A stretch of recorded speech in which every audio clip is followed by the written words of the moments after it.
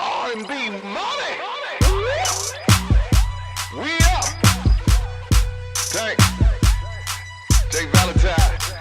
We are the authorities on all things R&B. Ladies and gentlemen, my name is Tank. I'm J Valentine. This is the R&B Money Podcast. Yeah. The authority Yes, sir. on all things Tell him, Chief. R&B. Yeah. And business.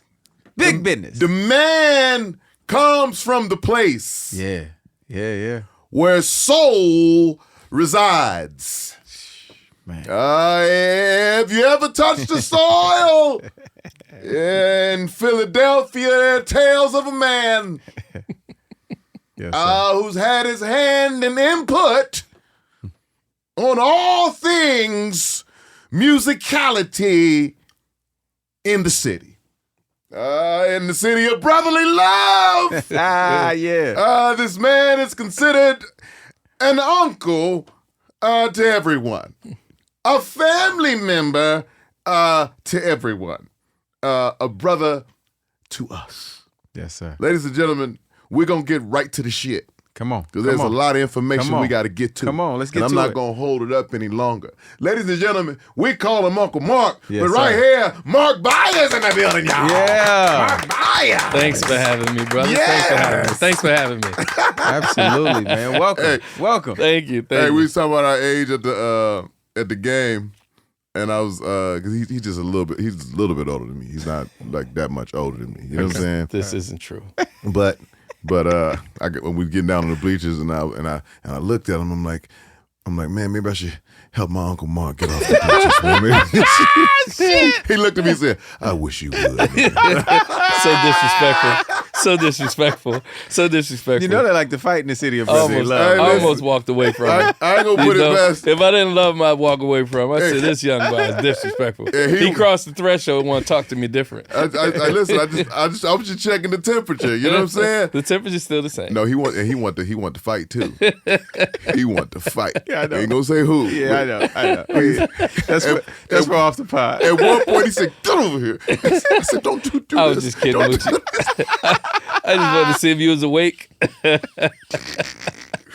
We all want to get up. Yeah. I said, Lord Jesus, how you feeling, brother? I am feeling amazing, man. Yeah. Yeah, man. And I'm proud of y'all, man. I love this podcast. Thank you, brother. Thanks for Yeah. having me. Thank you, This is why we have it. You know, we feel like there are just so many cool conversations that have to be highlighted so that people can truly see the inner workings of how this thing works, man. This is true. And the people responsible.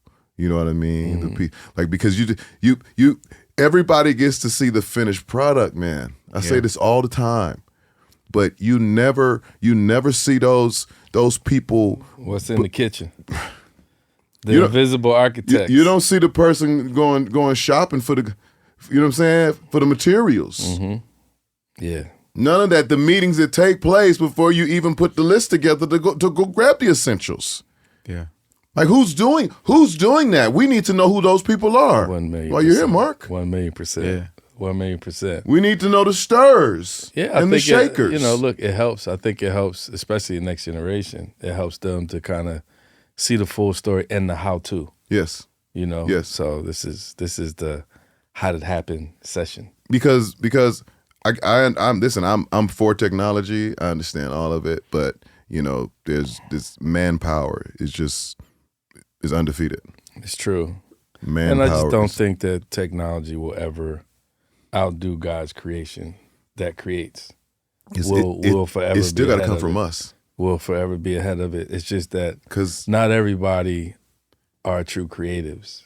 yeah, And so our business, everybody claims to be because it's the creative industry. But, you know, we've seen over the years people that have a gift of making records and a gift of finding talent and developing talent and stuff like that. It's like we can't allow that to be a lost art. and we have to listen. The track record has to tell the story. 1,000,000%. You can't tell me you do this unless And it's not on paper. and it's Yeah. And you don't have the stripes. I want to see the stripes. I want to see the time. I think we should start doing that like the military. Yeah, man. You should have to start wearing your stripes. wearing your stripes, man. Yeah, where's your stripes? I need to see your Where are jacket. your Yeah, I need to see your stripes. jacket. Yeah, man, because the stripes can't be followers. Mm-hmm. The stripes can't be followers. It's just true. It's like a lot of people can sit online all day and figure out a way to get followers, but what's the talent? What's your gift to the business? Yeah, your contribution. 1,000,000%. Yeah. 1,000,000%. Yeah, let's get into that. Let's get into that, man. Let's get back into them into those original days for you and your start really in this business. Young Marc. Young Marc. Young Marc. I'm talking about like young Marc, because you and I have had those conversations of Yeah. when you got into the game and you're really a teenager. Yeah. It's funny, man. Like, I grew up in a neighborhood. There was music wrapped around us. Piece of a Dream was across the driveway from me. So I could see them rehearsing, in their garage. You said what? Yeah. And then my middle school, my middle school, I had to walk past Patti LaBelle's house every day. What? So I'm deeply entrenched, and it was just people. I used to shovel snow on the other side on the bigger houses, and that's where like Grover Washington and all those guys live. So I was in the mix of This hard, is crazy. I'd be at the barbershop, Teddy Pendergrass be riding down the street with a fur on and a Rolls Royce with the top down in the winter. Because you have Wait, to. wait. Top down in the winter. In the winter. Because you have to. Oh, With you a fur you on. gonna see me. With a fur on. Yeah. Yeah, He gonna stay warm though. Yeah. He is gonna stay warm. Yeah, because all of the entrepreneurs, the jewelry store owners, and all those guys, they lived in my neighborhood. So Okay. it was a lot of energy that came our way. So I would, it was just, I didn't know that I was going to be in the music business. My uncle played for McFadden and Whitehead, so he was a guitar player on Ain't No Stopping Us Now. He played with Delphonics and all that stuff. I used to go to rehearsals with him. But I didn't look at it as I'm going to be in the business. It kind of ended up that way later. I veered off in different paths until music, found me or I found it. Right. Yeah, man. Was music a lifesaver for you? It was 1,000,000% a lifesaver. Yeah. Yeah, it was 1,000,000% a lifesaver. That's why I don't treat it like it's, this so-called side piece or anything. If I don't feel like I can do it at its best level, I just don't do it. You know what I mean? I don't shop a bunch of talent. I don't rep a bunch of people.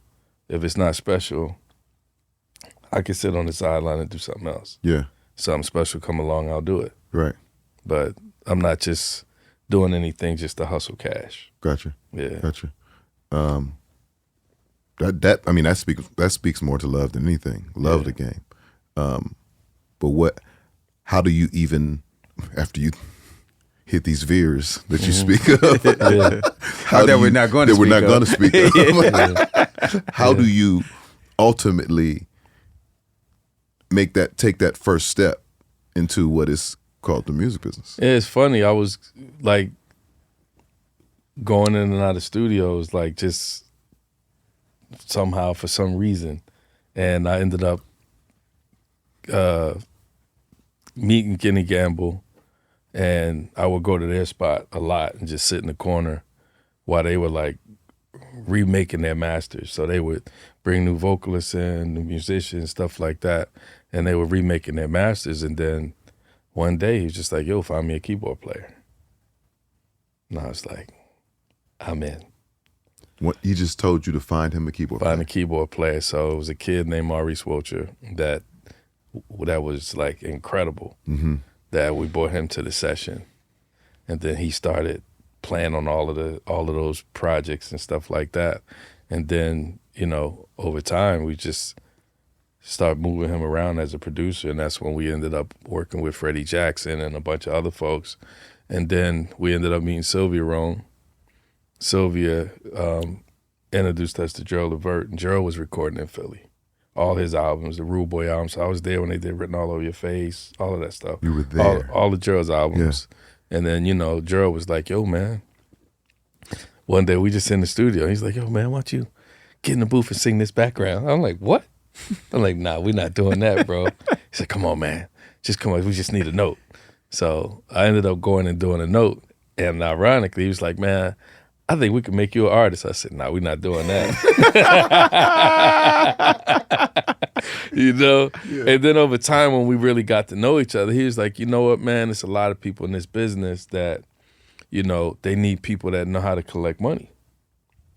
You know? And he was like, I think you could do a good job managing cats and helping collect money. So then he introduced us to Frank McComb. And Frank McComb was the keyboard player for them and the Rude Boys. And then we started managing Frank and, you know, moved into Philly, started getting his package together, had him playing on Kenny Gamble and them stuff as well.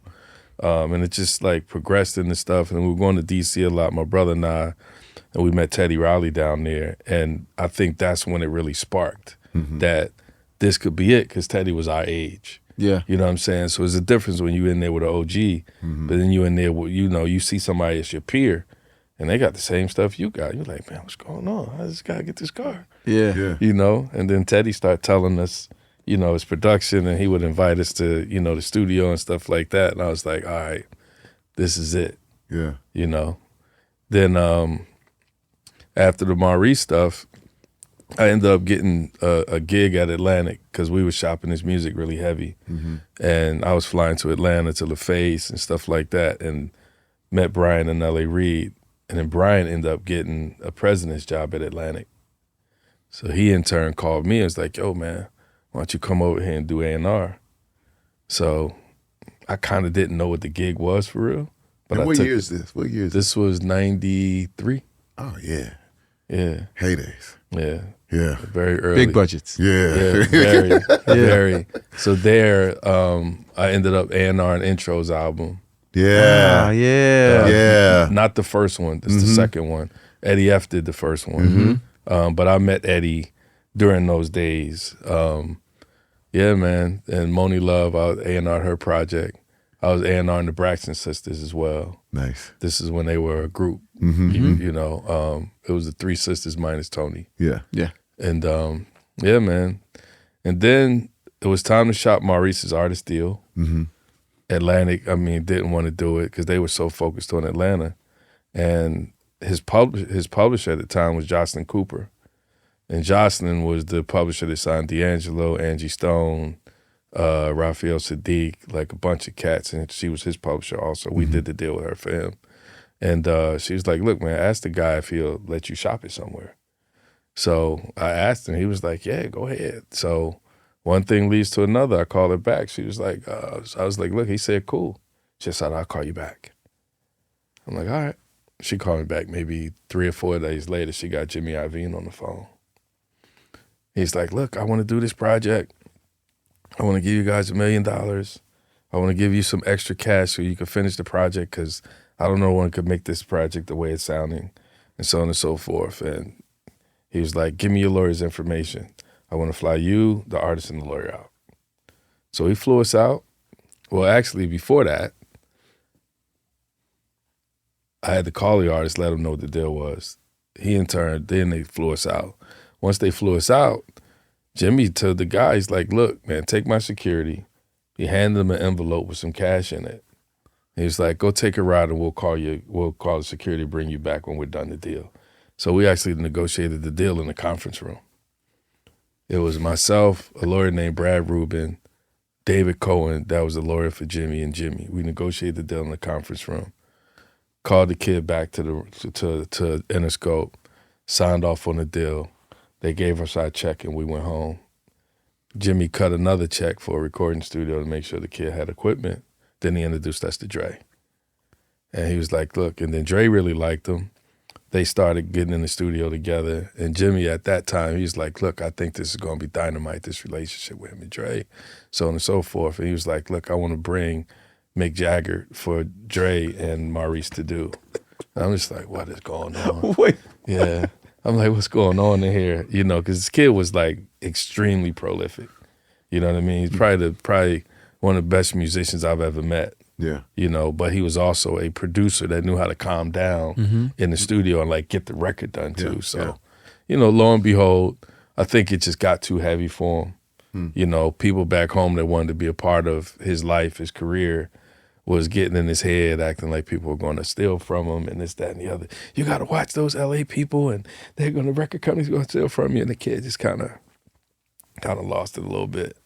So we ended up pulling that down. And then we ended up managing this other group named Brother. And Brother was signed to Vincent Herbert. Yeah, I know the guys. Yeah. Yeah. He was signed to Vincent Herbert. They were signed to Vincent Herbert. And there was a kid in that group named Butter. And Butter was the producer for the group. And he was actually really doing good music for the group. So I had a meeting with Sylvia, like, look, we should get this kid some equipment so he could actually do most of the music from the house and save money. So she gave us a budget. We took him to Maryland to a music store, got him all his equipment, sized it up, took it to his crib in his room. He lived in the hood. He had a full studio in his bedroom in the hood. Yeah. And this probably was like the most expensive thing that was in the crib. Yeah. And Butter ultimately ended up doing some records with I'll Be Sure, but then he also ended up doing You Remind Me for Usher. Oh, shit. No way. Yeah. Yeah.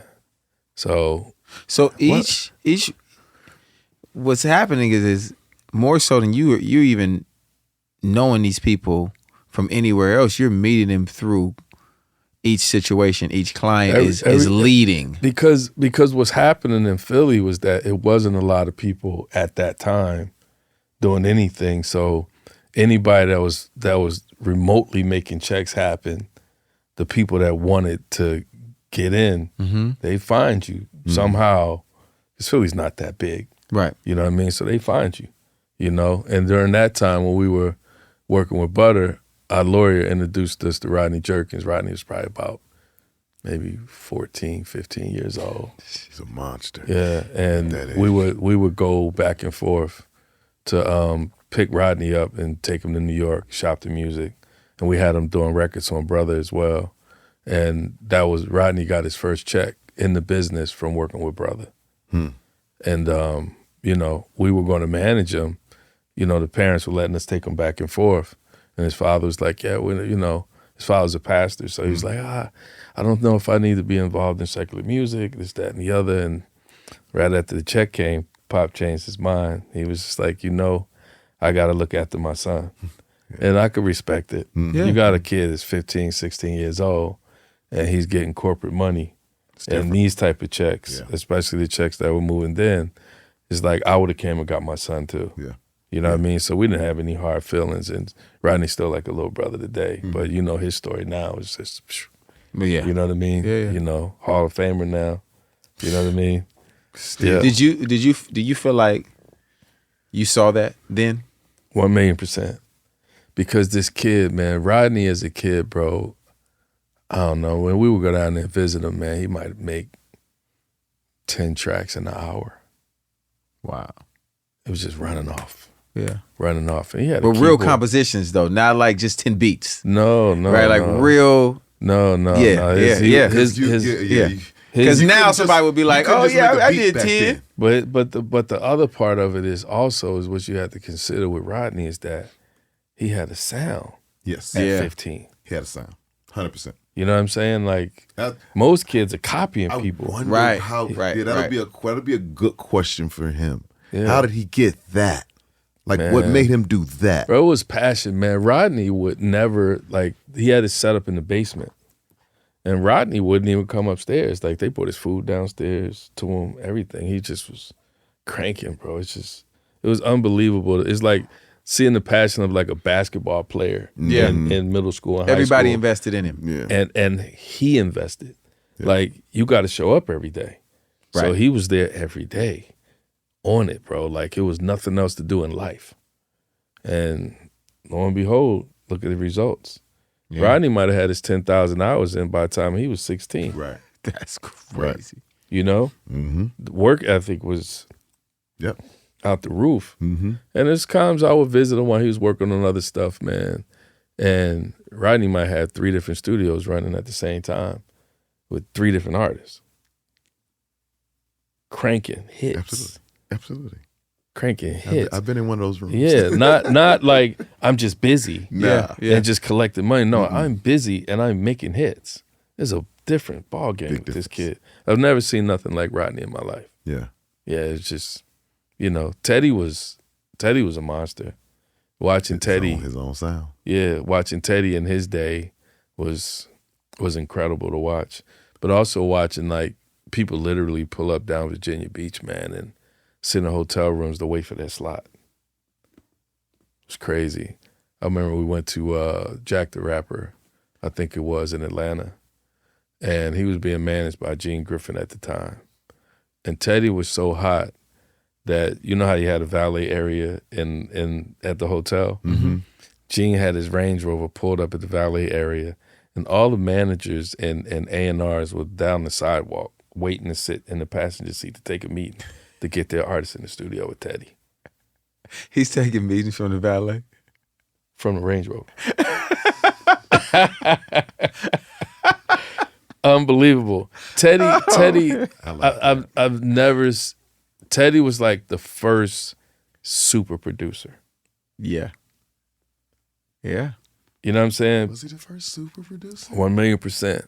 He's the first super producer that they had him on records, leading his voice, and he had a presence inside of it, but also he just shocked the business because his sound took over so much that it transformed what other producers were doing. It's a lot of people did New Jack. I can't, He's the first super from a producer standpoint, like it wouldn't be, and I'm just, Go ahead. It wouldn't be Face or Jimmy and Terry. It was all in the same time. Nah, they was earlier. I'm not sure. I'm not sure. You have sure. to remember, Teddy been rocking, bro, since he was since the show. Since the show. Yeah. At 15. You know what I'm saying? So, but his breakout in terms of like that producer, what do you feel like that was? But it would be Guy, wouldn't it? I feel like it would be Guy. It would be Guy, Heavy, all of that stuff.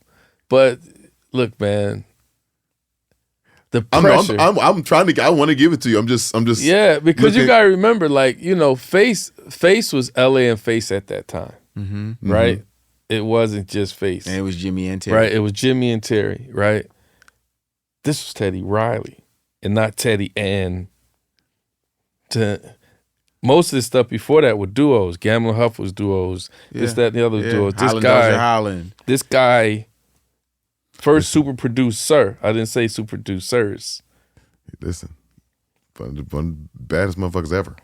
So yeah, it's just that goes without question. Yeah, but and his work ethic was crazy. But it's like when I'm hearing Babyface's backgrounds, but I'm also hearing what you're saying in terms of like I think Babyface was the work.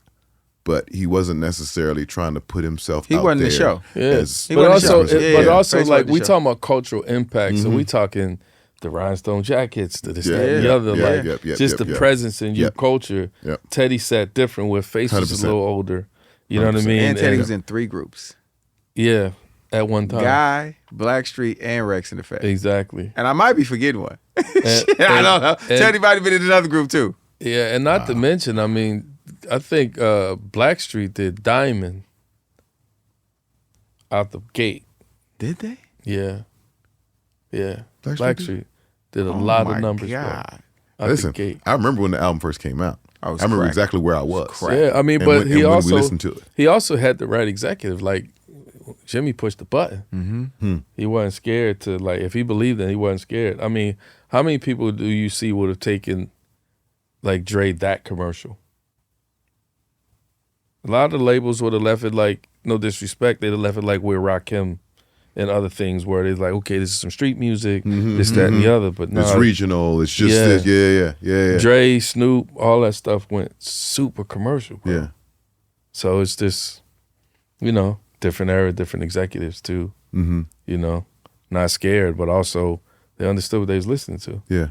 I'm not exactly sure if everybody knows what they're listening to today we get through the weeds, but I don't think they also had the distraction of streaming either.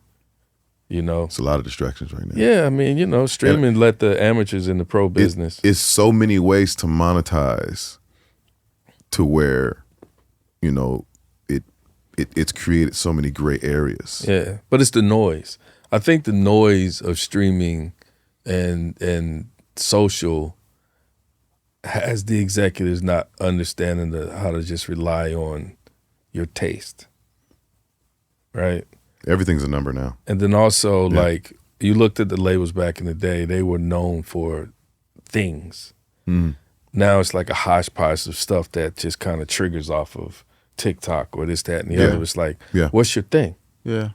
You know, because if you establish your thing, then the hotness of those things will come your way. You'll 100% quadruple in heat in those sectors. That's why Motown was so great. Right. That's why Uptown was so great. Why Def Jam was Def great. Jam was Yeah, so great, yeah. so on and so forth. Yeah. It wasn't, they were brands, bro, and they had, it was very specific in what they drove. They were either very specific in R&B, very specific in rap, a certain type of rap, this, that, and the other, no different than how Blue Note was with jazz. Right. Right?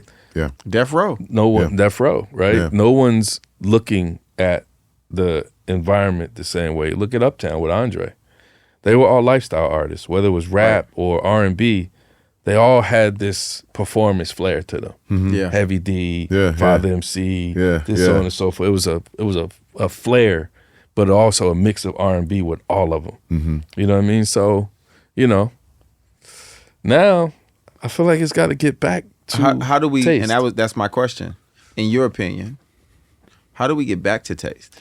I think the people that know taste should come together and support at the highest level the artist that they believe in, right? So if you have an artist or you have an artist, I think it's my duty to get you records, and it shouldn't have nothing to do with money.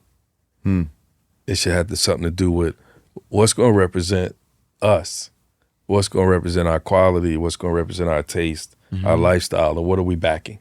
Right. TDE. TDE is doing it great, but a TDE is on that same brand thesis as the Uptowns and the Death Rows. Right. They all look like they would hang out together. Yeah. You know what I mean? That's why it fits so well. You look at the features, stuff like that. It doesn't feel like it's forced. We got to bring back the Motown picnic. Got to bring it all back. Right. Got to bring it all back. And Softball also, games it's and just cool like, shit. yeah, but also it's like people got to start telling the truth. Like, if it ain't hot, it ain't hot.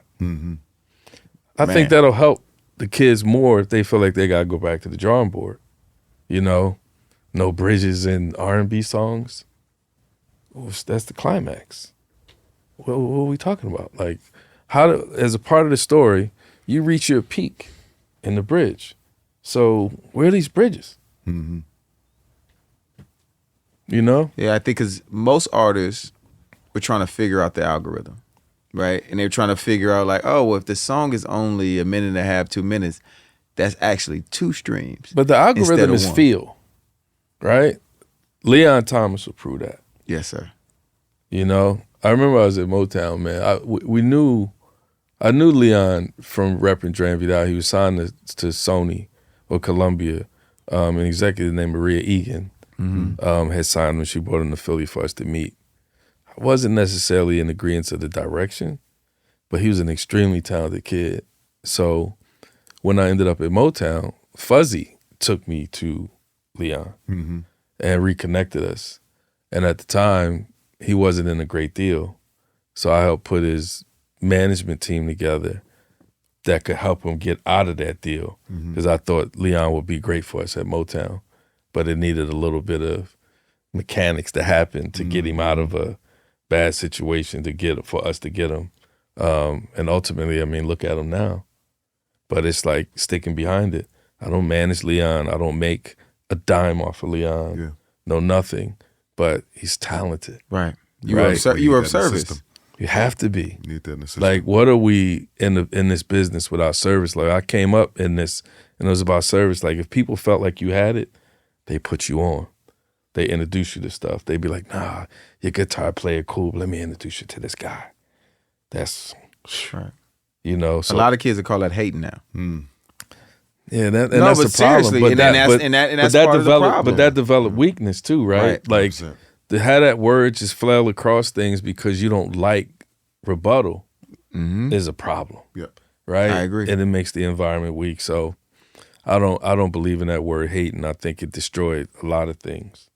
you know, it took the honesty away from the business and the music and critiquing you to be great. There's a lot of artists out here could be better.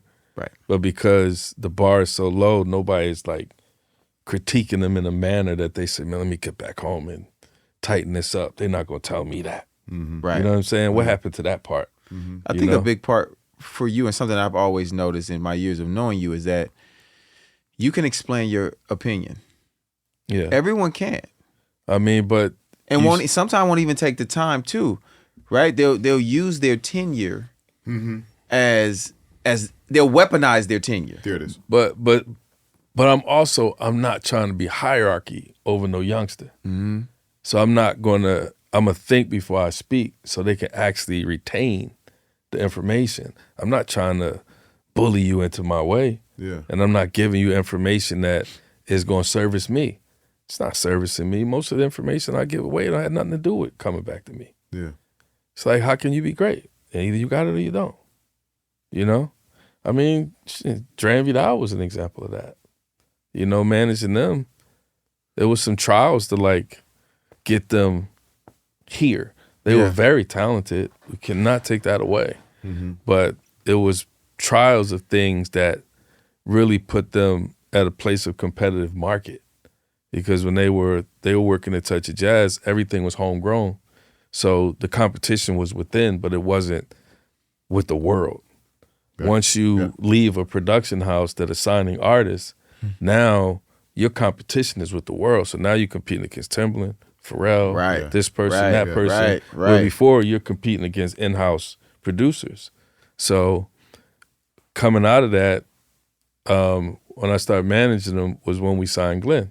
We signed Glenn Lewis, brought him to Philly to write, not to. He wasn't brought to Philly to be an artist at first. He was brought to Philly to introduce him to Philly because we knew Philly would give him the music that he needed, right? So when we got him there, he wrote "Don't You Forget It" was the first record that he wrote. That record was supposed to be for Stevie. The same that same week or during that same time, they also did Butterflies. But I wasn't repping them at this time. They were just my youngsters. Dre and Vidal. Yeah, I wasn't repping them at the time. Then they ended up departing Touch of Jazz, and they called me. It's like, look, you know, we want you to represent us. They said, well, it's really Vidal. And then I went up to the house and spoke to Vidal. He's like, yo, I really need you to talk to Dre. And at the time, it was this place called Valley Green. I would get up and I would jog this park every day. And I was like, look, Dre, we're going to jog tomorrow. We're going to talk. So we went and jogged and talked because I had to fill him out and see what he wanted.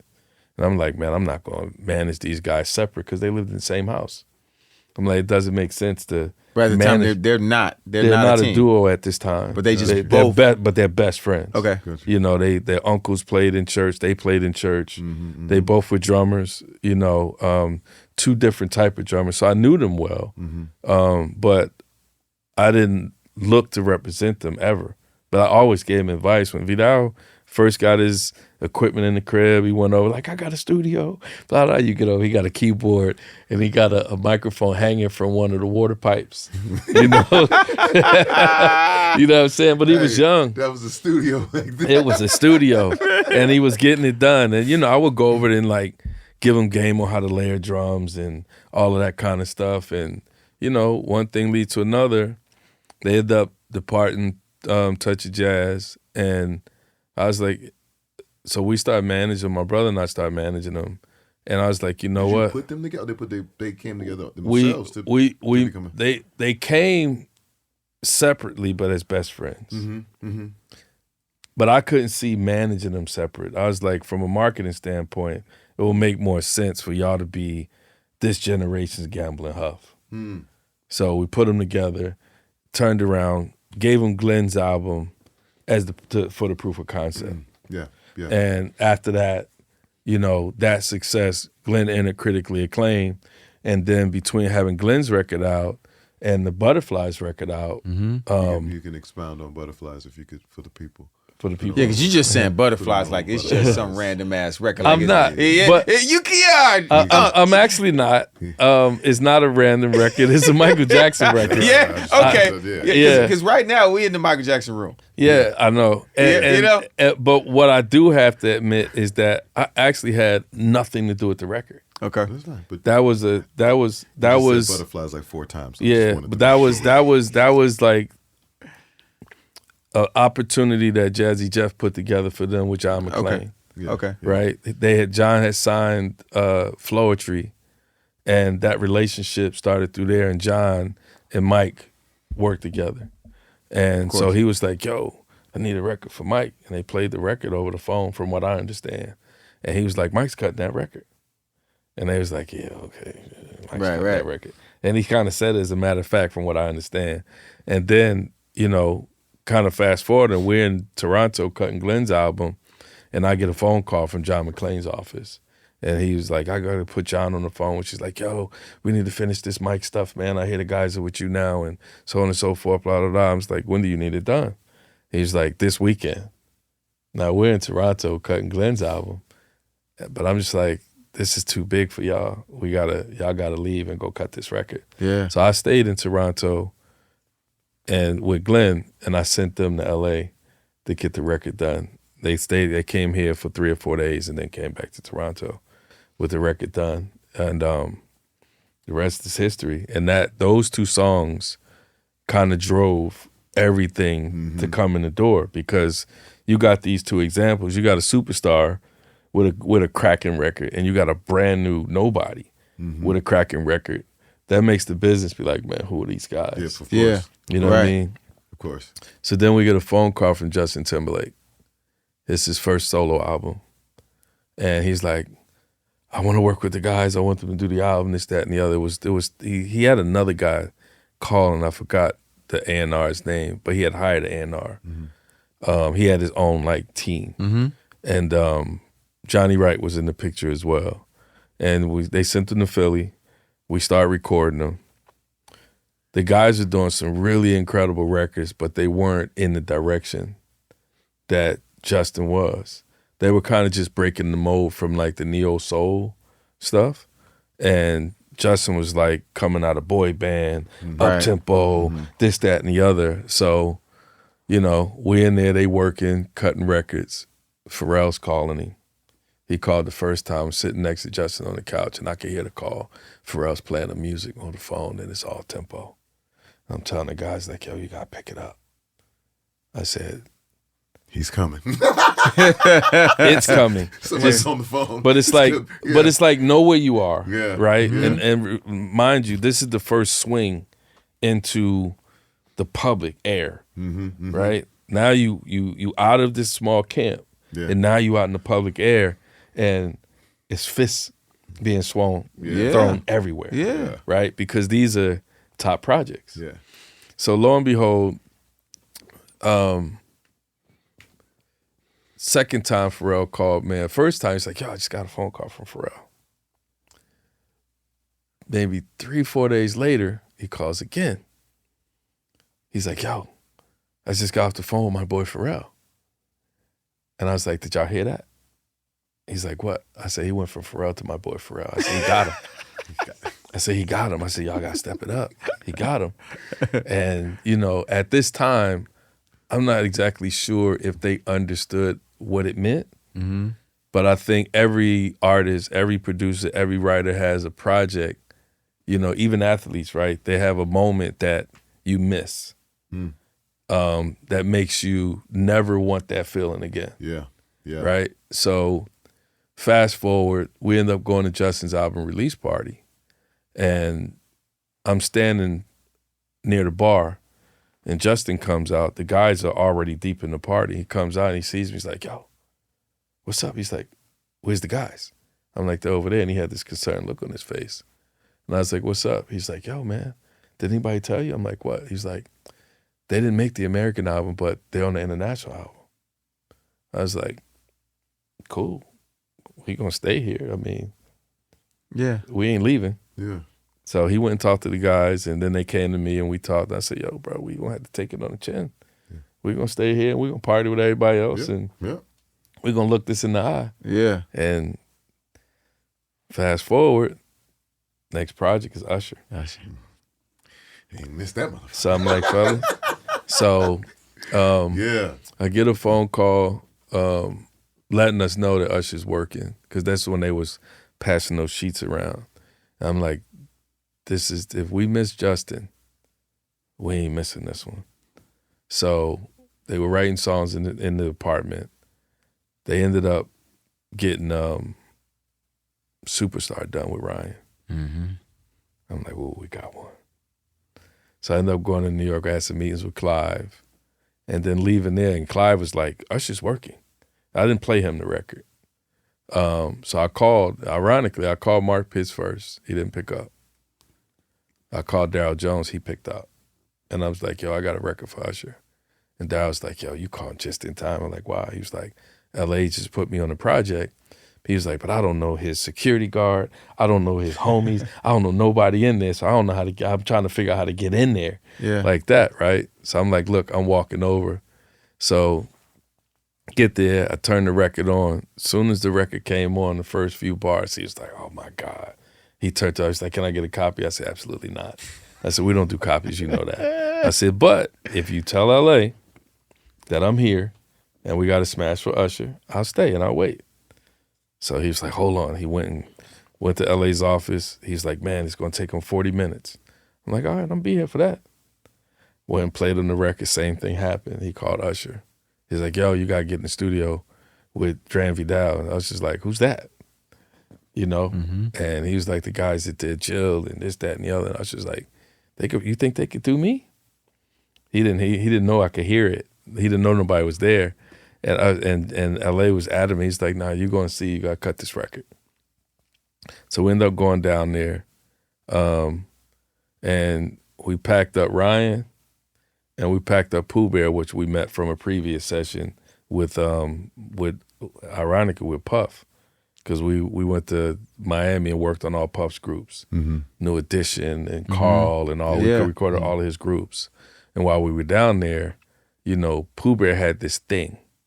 And it was like, you know, my responsibility was to make sure that we had the writers that could compete with what was happening. Mm-hmm. So I had to understand my guys' talent and where they could go and how whatever writers I bring into their environment can help elevate it and make something like who can reach what they can do, but also who can push them. Like once you start that first song, who can push them even further? Because the beauty of Dre and Vidal is that they were both two different style drummers. Mm-hmm.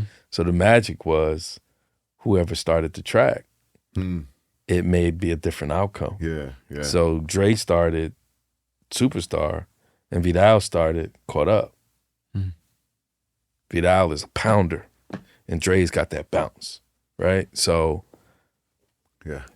one thing leads to another. We in there putting pressure. Yeah. Because at this time, they didn't have a direction for Usher. So we just keep going down there. And I remember listening to the interview with you guys and Ryan, and he was right. Usher didn't like the record.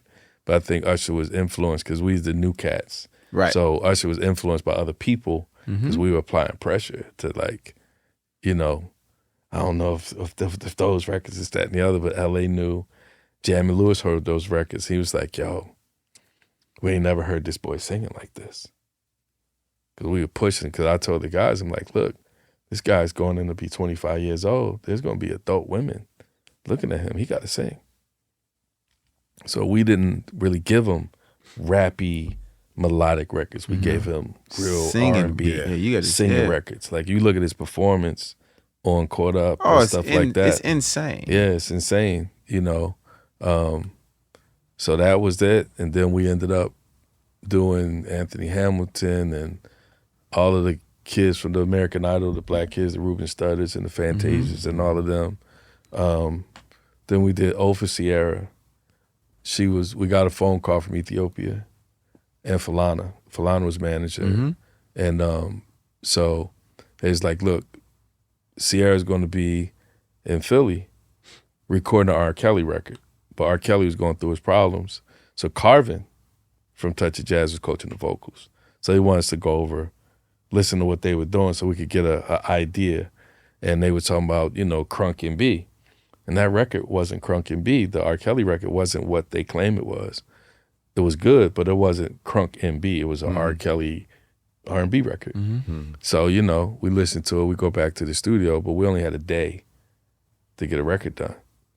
And ironically, what people don't realize with Dre and Vidal is that the only record only records that they had done in advance of the entire run was Butterflies and Superstar. Every other record was done in front of the artist on the spot. Because the whole objective is you get to know the artist. Yeah. And then you tell them make that suit. Yeah.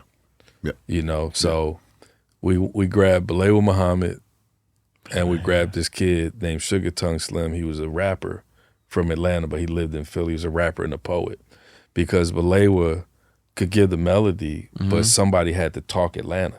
You know what I'm saying? Somebody had to have those references. So I put them two together to write that record. And then we shot the record down there. Ethiopia got the record and she got Luda. Her records. And then Luda jumped on the record. Luda jumped on the record same day and we was like, we got a cooker. We knew we had a cooker. You know what I'm saying? So then here comes the Chris Brown project. So Tina Davis was on us first. It was in transition, and she ended up doing a deal over at Jive. Mark called us, and then spoke to Tina again after that, and he was like, "Look, if we can develop him, send him, but give him to us a couple days early so we can really see who the kid was." So when we got him in, I told Dre, I like, take him to the mall, take him to basketball, take him anywhere where you think young people are, so we can figure out who he is. And he's like, yo, man, he a little G. You know what I'm saying? He cooler than what cats is thinking. Yeah. You know what I'm saying? He Yeah. love these girls, he this, that, and the other. He could run ball, he this, like they running it down. So I'm like, okay, cool. So I called Chris Hicks. I said, yo, I need Jonte in here tomorrow. And we got Jonte in. Poppin', excuse me, Miss got done the same day. Poppin' and excuse me, miss. Yeah, we gave Jonte the directional orders, like this is who this kid is. And he kind of eyed him down, and then he heard the music. Jonte got in that booth and got busy. And then after that, man, I was like, yo, Mark, send him to Scott. Scott don't know what to do from here. And then Scott ended up doing Run It in another record with Sean. Yeah. But again, unselfish. Yeah. Because you had already been in business with Storch through the Roots, right? Well, I knew Storch through the Roots. I helped get the Roots their first deal. So I knew Storch through that. And ironically, the first kid, Maurice Wilcher, was in the A room in Sigma Sound Studio, and Scott was in like a office room with his equipment. So I knew Scott. So when Scott was making his money from the Roots, he bought his first car from my father. So I knew Scott, like, you know what I'm saying? So I knew Scott very well. Yeah. So how Scott ended up with Dre is that when I'm managing Eve during the Dre period, he called her, knowing her from the Roots, because she was on the You Got Me record for the Roots. So one thing leads to another. She's like, yo, Scott called and wanted to see if we could, if I could introduce him to Dre, but I don't know him, that's your friend. Like that. I was like, man, take him with you to the studio. He's from Philly, and he was bad. So I was like, let's see what happens. So she took him, and the rest was history. And even in that, I never asked Scott to manage him. Derek Jackson ended up managing him. Derek was one of the people we took the Roots to, because Derek worked for Russell with Fran Sparrow. They ran the management company. So, when we were working on stuff with Russell, with Maurice, the first guy, Maurice was the torchlighter. And when we were working with them, with Maurice, they was like, what else is down there in Philly, which y'all working on? Because we was blowing out Def Jam R&B stuff. They were trying to get into R&B, and we were blowing it out the door. And, next thing lead to, they come to Philly. Derek comes to Philly, ends up late. And I run him across a park to see the Roots while they performing in the park. And then after that, we went with them to the radio station. Then we kicked it with them a little bit. And then the meeting came for them to go to New York and meet at Russell's office. And then that's how the Wendy Goldsteins ended up in there. Yeah, yeah. But, you know, the story is often told without the inclusion of that part. Because I never claimed it. Like, I never got a check from it. I never pushed any. We had the same lawyer. Rich, that was the Roots manager, ended up being a good friend, you know. May he rest in peace. Yeah. So it's just like you doing stuff for the environment, because while Scott is up in one room, the Roots, Maurice is in the big room, Scott's in another room, the Roots are downstairs in a room about the half size of this room, maybe a quarter size of this room, this guy David Ivory's room, and all of them are lined up down the hallway because you could only get 1 or 2 people in the room at a time. So you got cats with bagpipes and horns and all sorts of stuff. Real talk. It was a cat that played bagpipes. No, I'm serious as a heart attack. They had a guy that played a bagpipe. I don't know what he played on or if he played on anything or if they kept it, but it was definitely a guy that played a bagpipe. That Just was, in case. That was down there as well. And, you know, they was in this tiny room making magic. And lo and behold. Yeah. The Roots. The Roots. The Roots. The legendary. Yeah. The legendary Roots Can't crew. leave that out. The legendary Roots crew. Golly. Yeah. Which ironically thought partially grew up in my neighborhood up in Mount Airy, because I would see him in the playground when we were like teenagers. You know what I mean? I would see him in the playground sometimes. And then later on, you know, he was the guy. Yeah. The guy with the raps. How was it? So Philly. Mm-hmm. Was there ever like this rivalry, in a sense, musically, with Philly and Detroit? Because the Motown sound, obviously, and then the soul of Philly, and the thing, and like, just you think of all of the great artists, producers, writers. Was there like a thing with Philly and Detroit? Well, talking to Kenny Gamble, it was a respect thing, because you gotta realize, man, like, Barry Gordy was the godfather of infrastructure for all of them. So they respected it. Yeah. But they were the ones that got the run. After Gordy's run started coming down, Philly International got their run. So they were the first cats to do an album on the Jacksons post Motown. You know what I mean? If you look, there's an album on CBS Philly International that had Enjoy Yourself and all that. That's a Philly International record. Gotcha. So if you listen to that record, right, that record lent to what Quincy ended up doing on Mike with a little less soul. But if you listen to it, that album was the blueprint. Yeah. Wow. Yeah. Yeah. Yeah. You know what I'm saying? I'm hearing the records in my head right now. Yeah, that album was the blueprint, man. So, and you look at their run, the theme song for Soul Train and so on and so forth, The Greatest Love of All, like, they had master hits, bro. But the difference between Kenny Gamble and Leon Huff and Barry was about his songs and anybody could do them. Where Gamble and Huff was about, this is your record. We are going to tailor-make your suit. So if you listen to Teddy, he's a player all throughout the album. Yeah. Lou Rawls couldn't do Teddy's records. Phyllis Hyman couldn't do Patti LaBelle's records. The OJs couldn't do the Delphonics records, and so on and so forth. Gotcha. It was all individual craftsmanship that happened around each one of these artists, because they like, we want to put who you are to the world. Yeah. You know what I mean? So beautiful times, bro. Yeah. Beautiful You had times. your hands in A lot. You know? I mean, look, Usher alone, man, I think I have placed 2 album titles with Usher, with Here I Stand, that Rel from Rockefeller wrote. I remember we were in New York in the studio. I think it was either Hit Factory or Sony. I called Rel. I was like, yo, come to the studio. He comes to the studio with a backpack on. He walks in, the track is playing. He's like, mic me up. So he goes into the booth, backpack still on, bro, and he freestyled Here I Stand. No shit. When he started laying out the melody, bro, we in there, I was like, this guy just fucking nailed it. I'm like, whew. It came out. And Dre and Vidal and I, we just looking at each other like, this Joker just killed this record.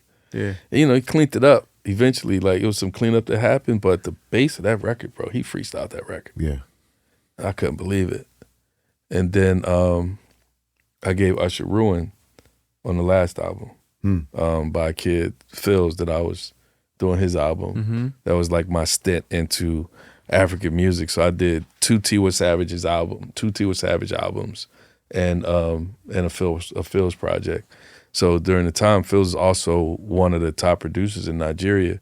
So, you know, I had Usher was doing Global Citizens, and he was telling me about how what they were doing, and I was like, you can't go to Africa with that plan. I'm like, if you go there, like, you got to get entrenched in the culture. Like, you can't go to the schools that aren't making it, or go in poverty, and it's like, you got to go to the culture.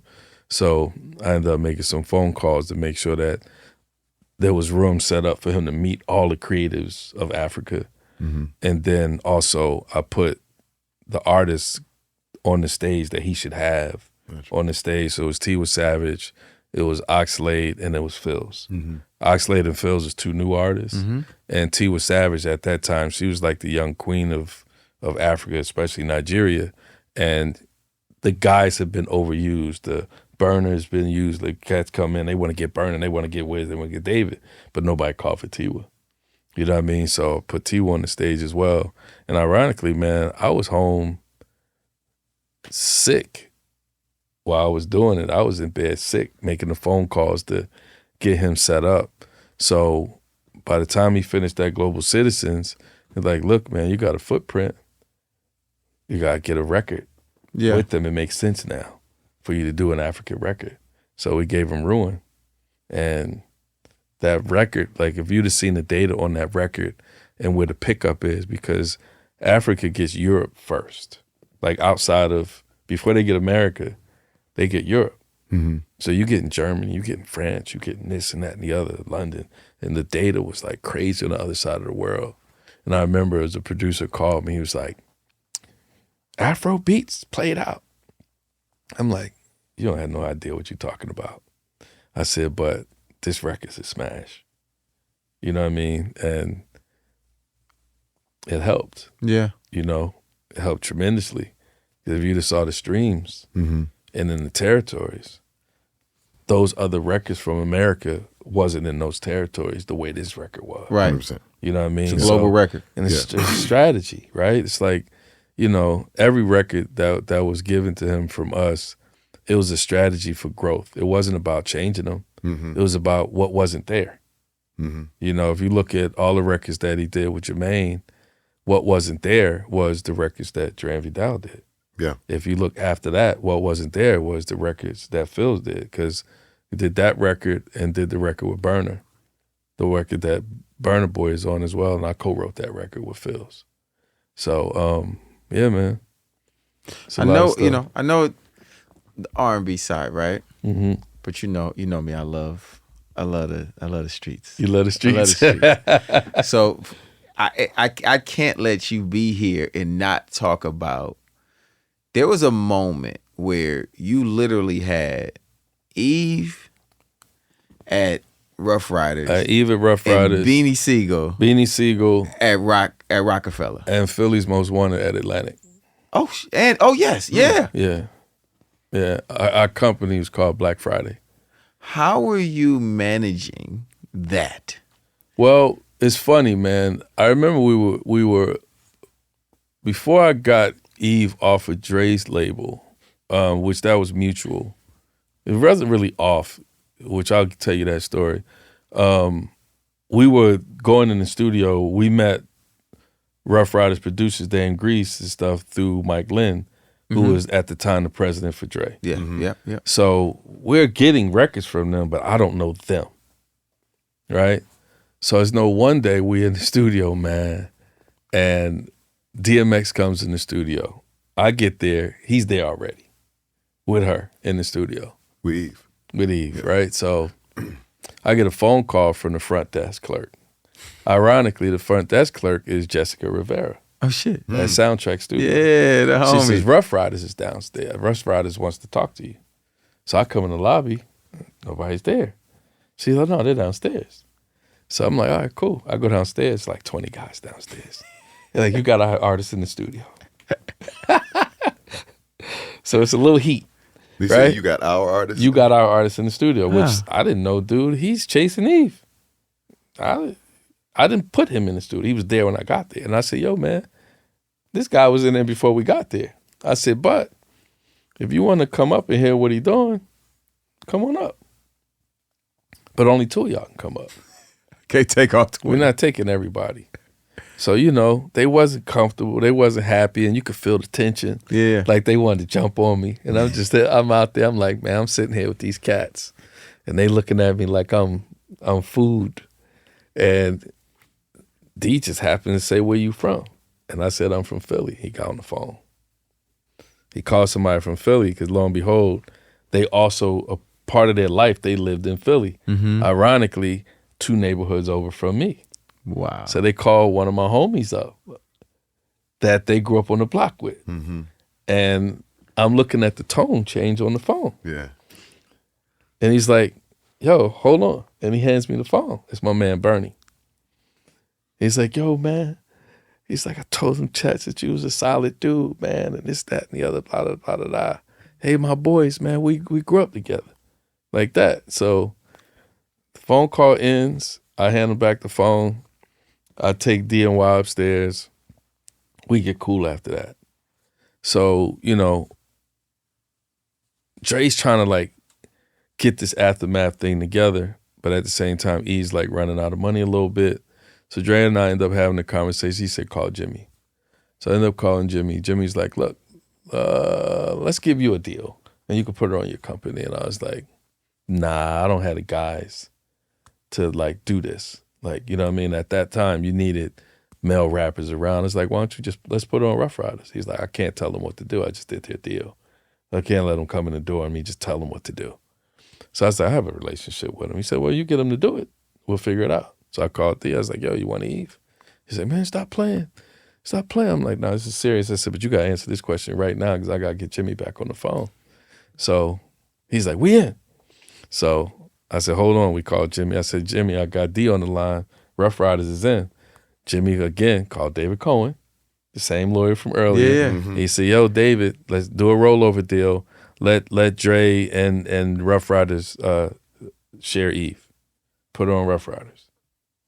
And then after that, we had to get her to meet the rest of the rappers. So ended up taking her up in the Pit Bulls den. So we go into this studio in New York in this building, bro, up in Yonkers. It's dogs in there. I mean, you said it was the Pit Bulls then. I'm like, literally, it's gotta be. It's literally Pit Bulls in the studio, bro. It's cats. Like, I mean, this was like, I'm like, man, all right, we gotta go do our thing. I just kept her hyped up the whole way. Like, yo, you got to kill this. This is the shot. And all of the guys, after she finished rapping in the trap with the guys, they was like, all of the rappers, Kiss and all them guys, like, yo, we need to keep her. So then, you know, we switch everything over, move her to New York, because at that point she had gotten moved out of LA and back to Philly.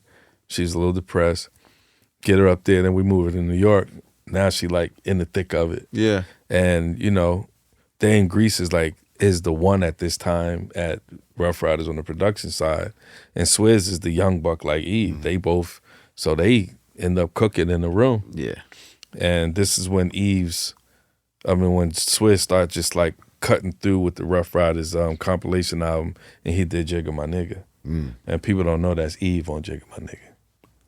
I didn't know that, G. Yeah. I can hear the voice now. Yeah. Yeah. Yeah. And lo and behold, then after that, they did What Y'all Want. And There you go. we was,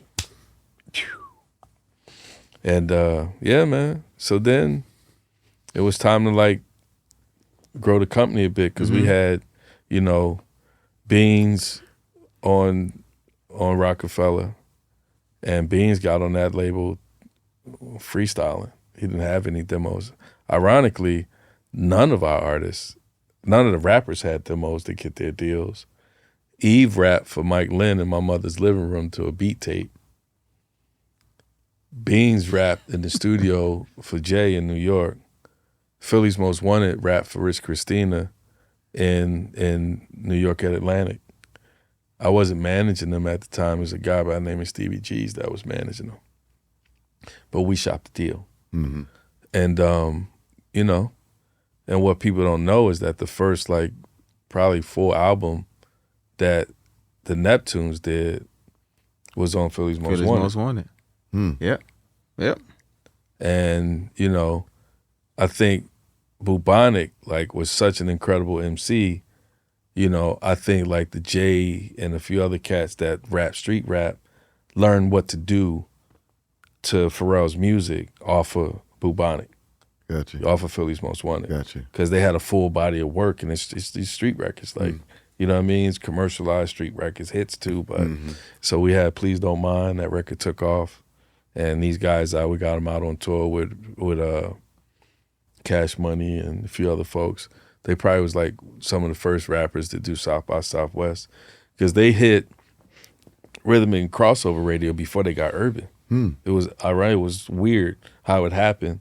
And, you know, and then Beans, and then we had the beefs that was happening. Yeah. So I got an artist on both labels. I got Eve at Rough Riders, Yeah. Beans at... And those two labels aren't seeing eye to eye at the time. Not seeing eye to eye. Yeah. You know, I remember we had I remember Rough Riders cleared Eve for Beans, and then Rockefeller didn't want to clear Eve. Clear Beans for Eve. So we ended up having to have a meeting. I'm like, yo, bro, we all got to talk because we don't have nothing to do with y'all problem. Right. So I remember it was myself, DY, this guy Bundo on the Rough Rider side, and it was Dame and Big on the other side. And we met uptown in New York on the corner, and we talked it out. It's like, we don't have anything to do with y'all problem. These two artists from Philly, they both are our artists, and y'all can't include us in whatever y'all got going on. You can't include my artists in that. And got it cleared, and that became the Philly record. You know, yeah, man. So it's been a lot of twists and turns and magics and street and this, that, and the other. And the reason why even the Beans and Kiss stuff never like elevated because I was in between with a relationship with Rough Riders. You know, I remember Beans had to do something in Harlem, and I got a phone call. They had Beans surrounded, and I got a phone call because, you know, Beans was rough on New York. And they had it surrounded. They thought he was coming up on some, you know, some dumb stuff because that was like Rough Riders territory. And I was like, nah, bro, he up there to do a shoot and back. And I called Beans. I said, yo, be careful because they all wrapped around the territory. Just do what you got to do and get out, you know. And he did, you know, but yeah, man.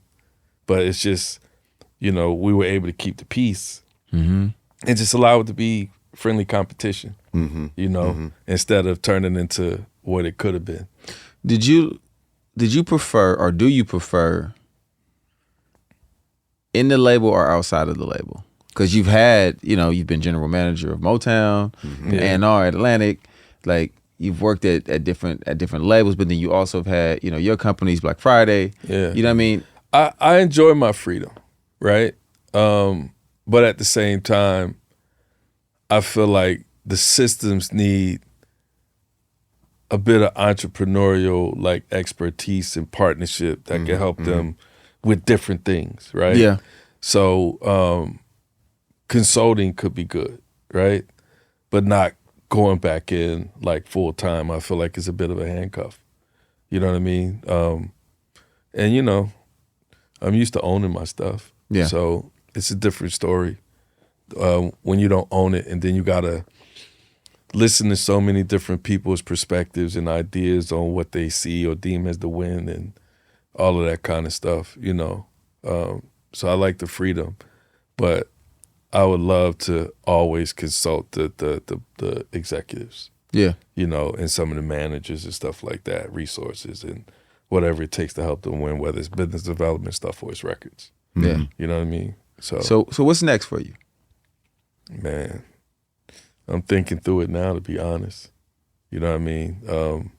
I have plans that I just, at this point, I don't want to discuss. Okay. You know, to be honest, it's lining up really well. But, you know, I was taught to talk about it when it's done. you know. But I am putting a book out, which ironically I just got the feedback from Amazon today. I got to read the final manuscripts on the plane tonight. But it's called The Invisible Architects. Mm-hmm. And it's about just that, right? The people that are kind of been in the shadows holding like the business down in various different ways, whether it was the Gamble and Huffs or the Gary Gordys and this, that, and the others. Like these folks that these tools and these skill sets that need to be reapplied to the business. And I kind of got a breakdown from the days at Motown, really looking at what could make these businesses better, Mm-hmm. And what hinders the businesses, and just kind of giving a blueprint that if somebody was in this opportunity, how they should really see the parts coming together, and you know what they should actually do with the parts. Yeah. So it's not necessarily my story. Mm-hmm. It's like an infrastructure layout. It's very short. I feel like people don't have long attention span to learn reading. Mm-hmm. So I kept it down to 50 pages, 10 chapters. And that's the first book. Yeah. And then the next one is going to be the story of, you know, the real story of kind of stuff that we talked about today, and even stuff that we missed because you can't fit it all inside of this, because there's executives that I put in place. You know, there's managers that are put in place, like, you know. So I want to really talk about the journey in a way, but where I actually own it. Yeah. You know what I mean? Like, Yeah. it's like certain stuff you just don't give away. Yeah. You got to own it so people can really understand the impact that you put into this business and the passion that you put into it. So, you know, the one thing that I say about the executives now, and ironically, I hate to say it, but it's like the black executives, a lot of them have terrible phone habits. You know, their call and response is not the way it should be. You know, when it comes to help and resources, I think a lot of them feel like they have it. Whatever executives in the past, they didn't feel like they had it. They felt like if you call and I want to know what you feel like What you you got. Yeah. And I feel like now they feel like they got it. And I feel like that's it's the easiest way to either get you booted out, you know, because that's not you think it's the safe route, but it's not.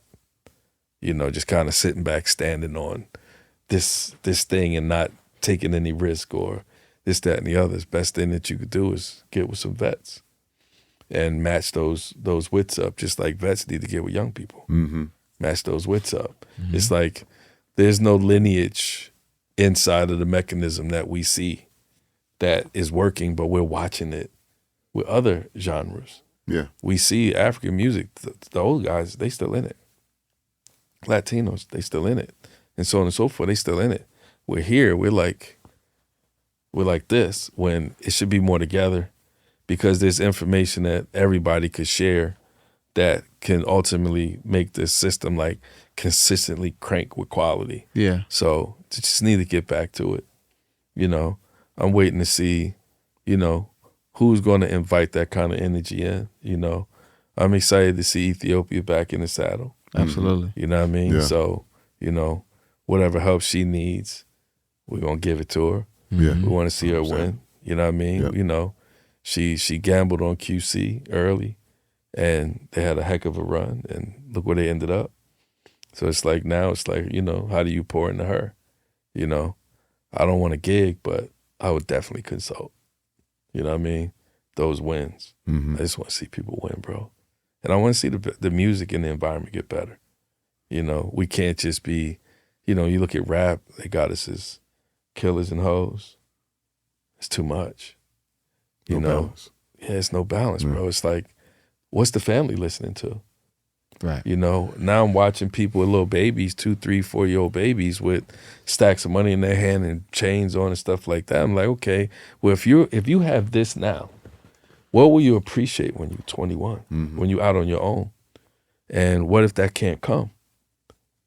Then now you're going to be going in the wrong direction. This is where you end up depressed, on drugs, in jail, this, that, and the other. There's a time and a place for everything. For sure. Man. And I just don't feel like that is the place for children. Mm-hmm. You know what I mean? I don't feel like the language is the place, no nothing. And we got to tighten up. We got to tighten up, bro. Because R&B music, black music has always led the way for every genre. The flavors come off of that influence, whether it's rock and roll, whether it's jazz, hip hop, whatever. And right now, it's not at that place. And it's got to get back. That's why I champion the Leons. Mm-hmm. He wants to be great. Yeah. And he's pouring it in, bro. Mm-hmm. You know, going to the shows and watching the shows and just watching this kid just like crank night after night. And he's singing. Mm-hmm. Singing, actually. Not singing, he's singing. He's singing. Yeah. So, you know, look, man, this I don't think it's at a loss, but I just feel like, you know, people need to work more together to get it together. I agree You with know? And if that happens, because it's not like it's not talent out here. I think that there's a lack of skill sets to see real talent. Mm-hmm. I'm watching people grab singers that they can sing, but they're not stars. that. Sure. And we know that. Like, not always is the greatest singers the ones that make it. Right. Over singing and how many runs you can do. Man, this is about telling a story. Yeah. You know that as a singer. It's like, you could run if you want, Mm-hmm. but you got to tell that story. I got to save all that extra candy for this place and that place or for live, but not throughout the song. I thought the song, yeah. And I'm listening to people misplace runs. You know, they got them in places that, you just thought that would be cool right there. So you said, hold up, punch that in, let me hit that. And you just like, didn't feel it. You know? So it's some cool talent, man. Yeah. It's some cool talent. I want to say, man, thank you for pouring into us. Like, Tank and I have both known you for 2 decades. Yeah, but y'all my for guys, sure. man. But that's not always a thing that a lot of executives do. Yeah. You know what I mean? Like, But obviously funny. you're saying it as like, oh yeah, you're my guys, but Yeah. a lot of people are people's guys and they still don't pour in. But I mean, but you know what though, man? To be honest with you, man, I never bought into me being like this music business person. Like this just happened to be what I love to do. Yeah. But if you notice, Jay, Tank too, you've never seen me at parties and this, that, and the other. I do what I gotta do, I go home. All that other stuff, man, is the distraction from learning and studying like what you're doing to be great.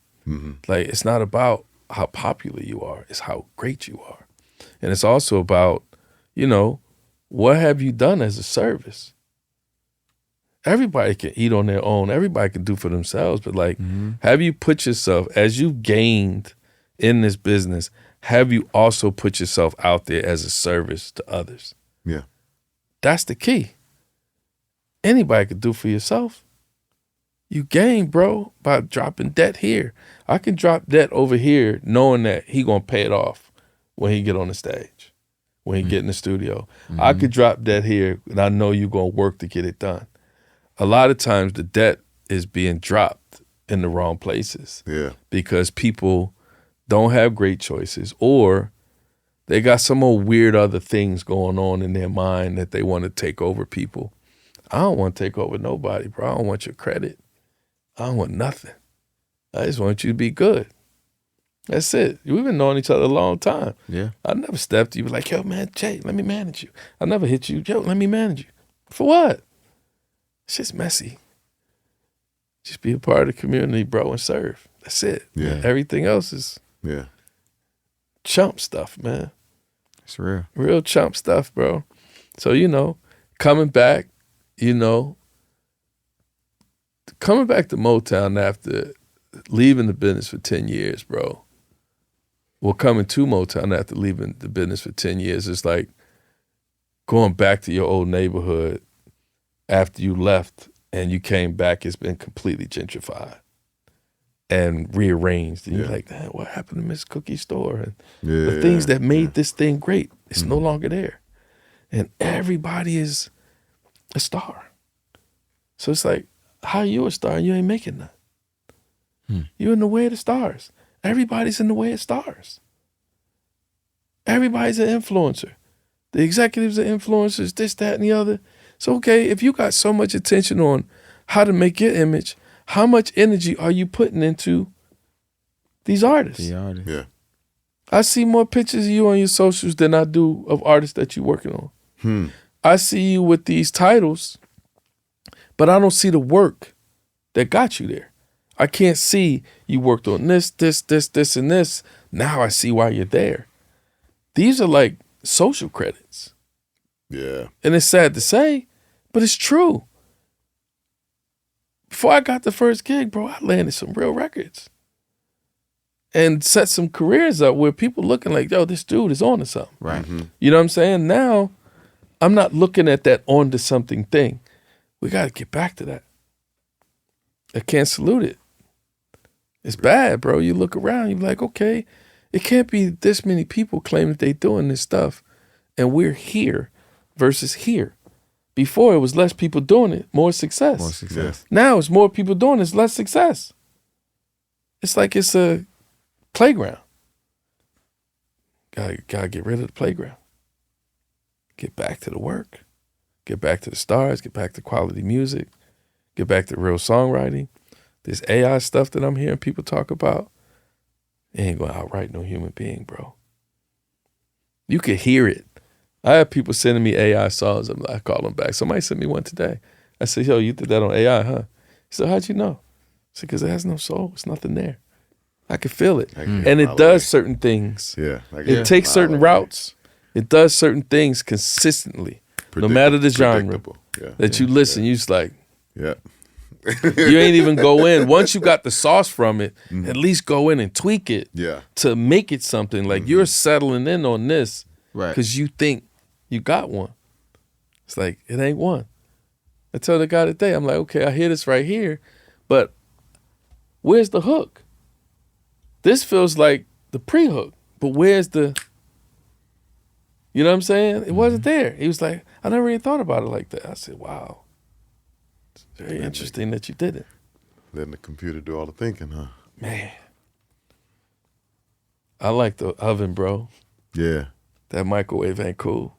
I can go to the bathroom, come back, that food from the microwave be cold. Yeah. I could go wash my car and run to the store real quick. Yeah. And that oven food still at least gonna be warm. Yeah. Yes, sir. You gotta get back to that. Yeah. So, you know. Nah, I love it. That's my story, bro. I'm sticking to it. Hey, I like your story, brother. I like that we're part of it, brother. Hell yeah. 1,000,000%. But y'all worked at it though, man. Like you can't be in it this long and not have done the work. Right. That's where we come from. You know? Yeah. That is our why. 1,000,000%. That is our reason. Yeah. You understand what I'm saying? Like, and ultimately, you know, there will be a separation. Like you see the artists who are really what they say they are. Mm-hmm. Oh yeah. What they do and where they do it. Yep. Yeah. I mean, look, Bruno is like a crazy example of that, right? Where people like, yeah, just keep putting out music every year. How many, two a year and this, that, and the other. It's like, man, that ain't nothing but blowout. If you put quality out, this guy proved that you can take off 8 years. I think 10. 10 years without a project and come back and they waiting for you. Yeah. But what's even crazier is that he's doing larger venues than he did before. Yeah. And he's taking us with him. Come on, man. Leon. Come on. Victoria. Come on, man. Yeah. Take the people, man. Come on, man. Ray. Come on. Yeah. It's happening. Yeah. It's happening. So, but you know. that's the quality we speak of. That, but again. That should be notes should be taken. Well, I'm hoping copycat culture makes people look at these examples and say, wow, I got to step it up. Because it is copycat culture right now. Of course. So, you know. We'll see. Yeah, we'll see. We'll see. I'm waiting. I know what they can't copycat. Tanking this damn Casio. That's what they can't copycat. Huh? Yeah. You know, 'cause they you know what? I done heard some little hate about your keyboard lately, man. There's been people that's just been, you know what I mean? Be in the comments, they talk about your little keyboard. I said, let my guy be great Listen, man. with those 7 keys that he Go ahead, take us out, Tank. If they can beat me, beat me. You know? You know what I'm saying? They can't beat you, champ. If they can beat me They can't beat you, on champ. the Casio, 'cause like my brother Mark said, I'm just trying to be of service. Yeah. Me and Casio. Uncle Mark, I'm going to attempt something after a long Vegas weekend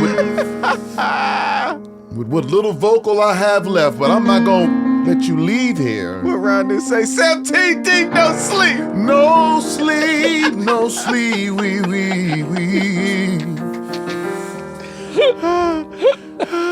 Without you get an opportunity to let the people know.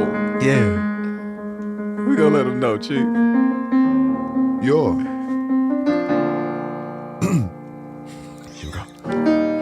Top 5. Your top 5. Yeah. Top 5. Your top 5. R&B singers. R&B songs. We've got to know before you go here on this show. Everybody wanna know your top 5. Yes. No.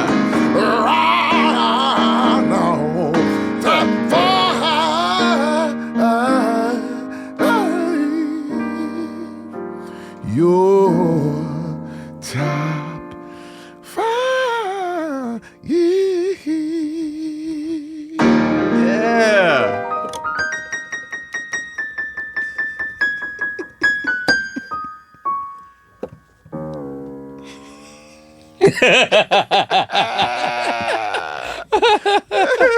So I say Stevie. Nope. Hold on. Hold on.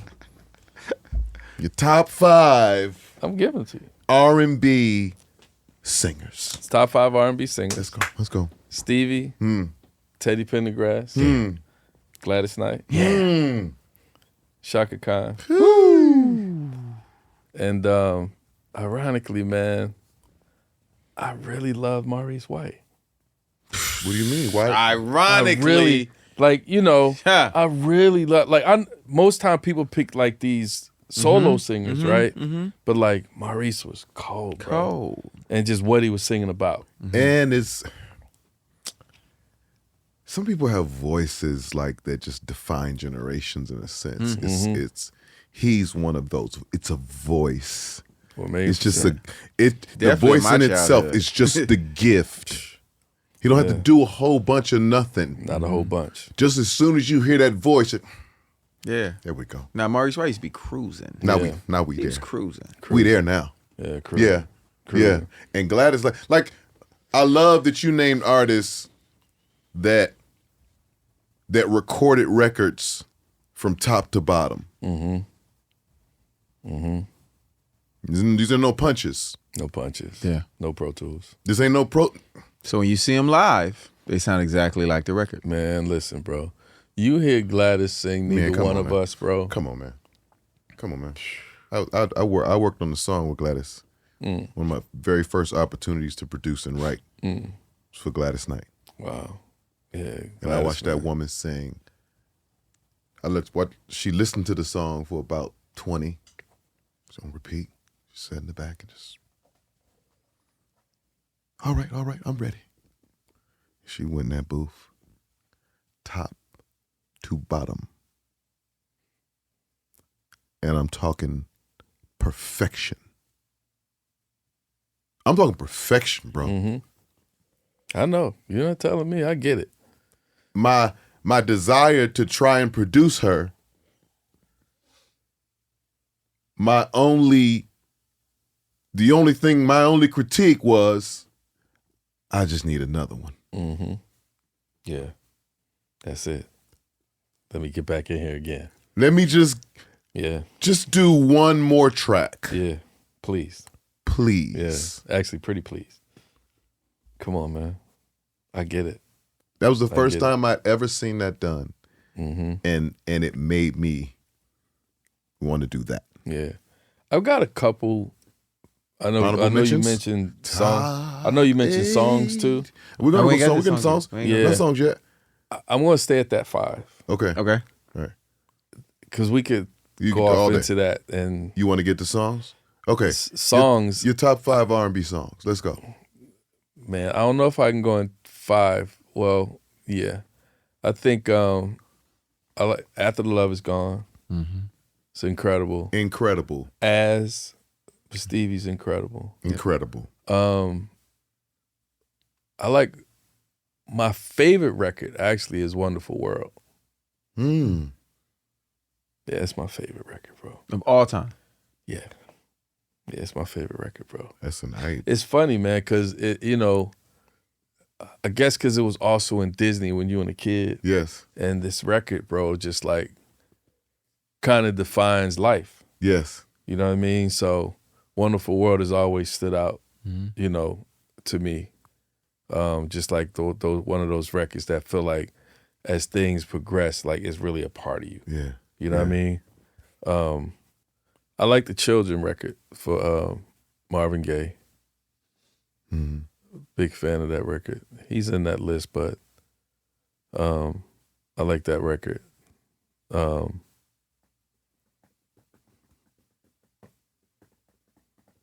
We need one more. I know, man. We need one more. I know.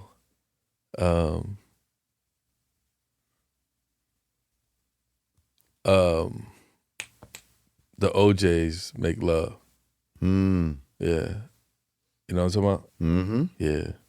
He That's your fifth. crushed that record, bro. He crushed that record. OJ's was nasty, bro. Just Man, he they're crushed that they're record. two voices together. Man. Him and Walter, bro. Perfect marriage. Unbelievable. Perfect marriage. One smooth and one aggressive. Man. Yes.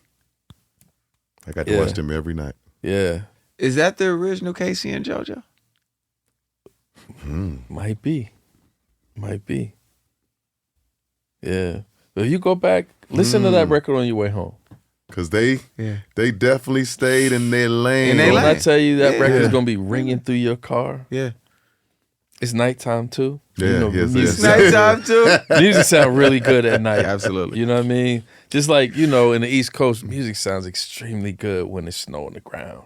And it's snowing in your car. It's just all boxed. It's muted. You know what I'm saying? It's like your car is like soundproofed. Bro, I used to love getting out riding and listening to music in the snow. So you didn't have your top down with a fur on? Nah, bro. Okay. Nah. I'm Left gonna do that it. to Teddy P. Nah, man, I've never been much for Teddy, I'ma Flash, do it. man. Keep it classic. But I I've got never been one for Flash. But he did it. Yeah. He did it. I'm in my next video. I'm having a fur. Top down Top fur down. Do it. in the winter time. Do I it. gotta have it. That's a cold scene. I'll be at the studio wherever you're doing the shaking the box of snow down on you. Let's make a Voltron, Uncle Mark. Yeah, man. Let's make your super R&B artists. Okay?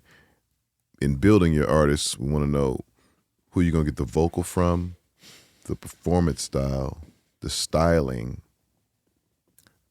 the passion of the artist,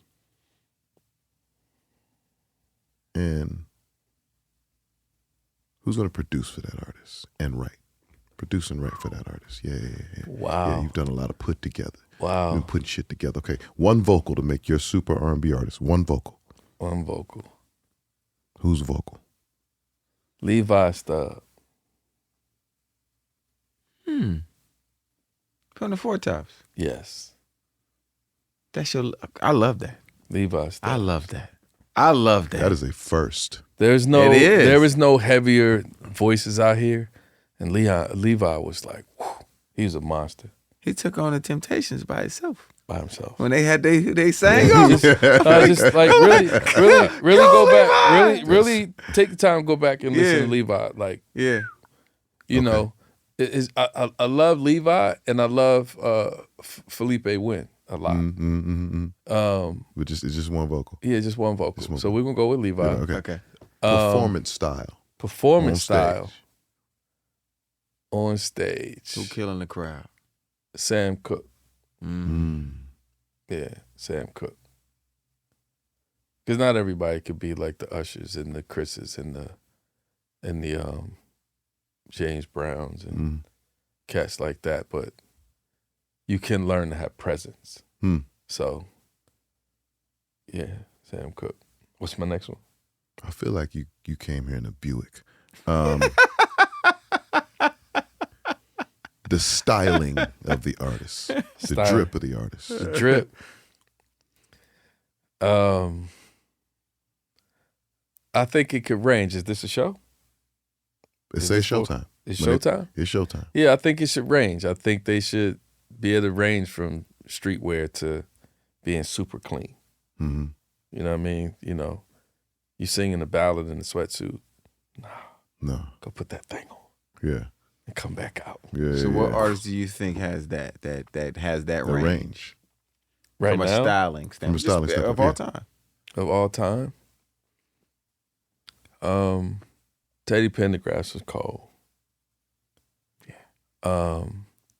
Right now, I don't know if I see it in full. So we're going Teddy P. Yeah. Teddy? Yeah. I don't see it in full. We're still in our Buick LeSabre. Yeah.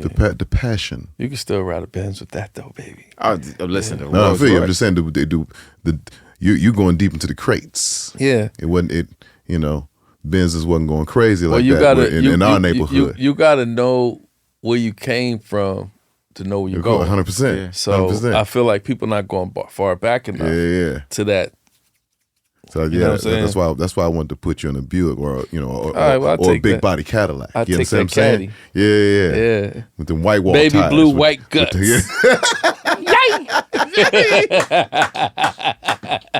Absolutely. There you go right there. You know There what I'm saying? My pop had a mahogany Fleetwood Bro Bro, we call it Bro Ham. with the in the Bay. with the tires with the white walls on that thing. Yeah. Stay clean. Ugh. I wish Did I I was miss around something? in those times. No, the passion of the artist. Who mean it? James Brown. Yeah. Easy. Hey, listen, don't sweat that thing Easy. out. James Brown. He ain't gonna get up on that thing. Nigga. Too. Mhm. Yeah, that's what you want to do when she Yeah. in there. You want to get up on that thing. Yeah. You got to do it. James- So that's it James for me. was all you know? of it.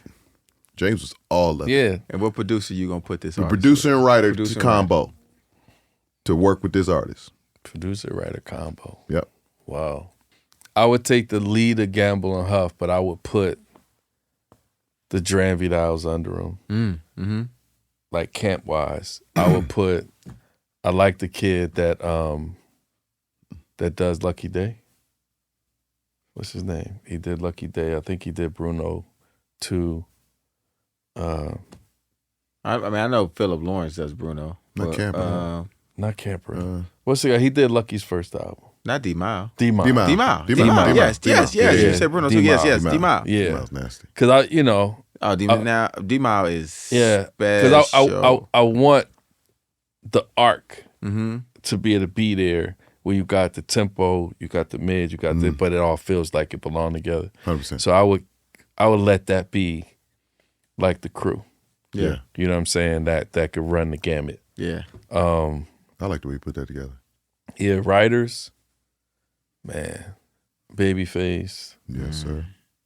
Leon I would use as a writer. Mm-hmm. Linda Creed I would use as a writer. Yeah. And this could be controversial, but we just talking talent, like just the pen. Come on, Robert. R. Kelly. We know where you're going. I know. Yeah. We know you're going. Yeah, Don't scare you me. know, I know One he's of the got greatest his, pens ever. yeah, I know he's got his these flaws and everything, but we just talking talent Yeah. and talent only. He's probably got one of the most incredible pens of his time. Of history. Yeah. Yeah. And can range so you can get that Yeah. tempo record out of him too. Everything. So that's it for me, fellas. Like, Okay, hold on. We ain't done. We got one more thing before we let you get on this plane. Because we know. Listen, I'm Yeah, keeping- what time I'm we got? keeping time. I'm keeping time. oh, Come on. We are you really? Yeah. We're gonna keep you out of here. We're gonna get you out of here. We're gonna get you out of Okay. here. You gonna make your flight. You sure? Yeah, you're gonna make your flight. All right.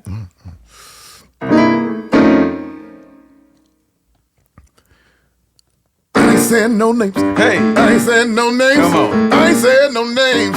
I ain't saying no name. Where you was? You gonna be dancing that Who you was way. with? What you did? Don't say shit.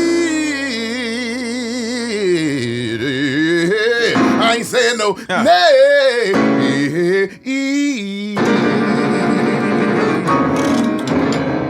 So the sped up version is you tell us a story, funny or fucked up, or funny and fucked up. The only rule to the game is you can't say no names. Dre and Vidal's in the studio. Yeah, I ain't say no names. But Can't don't say got no nothing to do names? with them, though, okay? Yeah, I won't say no old names. Yeah. Dre and Vidal's in the studio. They call me. They're like, yo, this person is laying their engineer out. They this, that, and the other. And I said, leave. It's your session. Should have took him in the hallway. Leave. So they leave. I said, come to the hotel. I'm at the hotel. I get a phone call. They're like, we need the guys to come back. Where are they? I said, the session's over today. Then I get another phone call. iPod's missing. I said, really? I said, so now? I said, I have my own. They're like, well, we still want you to come back. I said, now you missed both sessions because now the guys ain't coming back at all. That was disrespect. And then we get a phone call. We're like, yo, is it possible that we could meet? I'm so sorry. Blah this and blah that. Can we just sit down and talk and this, that, and the other? And we went up and talked and they offered all this stuff. And we was like, nah, we're cool. Thanks, but no thanks. And there's so many things in between for finding funny that I can't say the name of. But just imagine you losing a session because of your mouth. We've seen so many. So many. So many. You know? But you have to protect your guys. Yeah. So if in fact it's happening on their watch, shut it down. Yeah. Start fresh tomorrow. You killed the vibe. Even though it was nothing against them. You know what I mean? Yeah. It is what it Environment. is. Yeah. Environment. Got to go.